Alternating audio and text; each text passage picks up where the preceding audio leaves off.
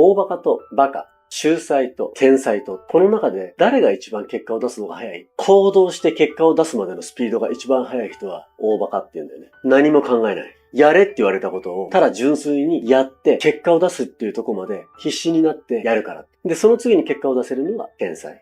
やれって言われたことに対して、まず考える。で、どうやったらそこにたどり着くのに早い方法はあるんだろうかっていうことを思案してから動く。で、なぜ天才が結果が出せるかっていうと、動かないと結果が出ないってことが分かってるから動く。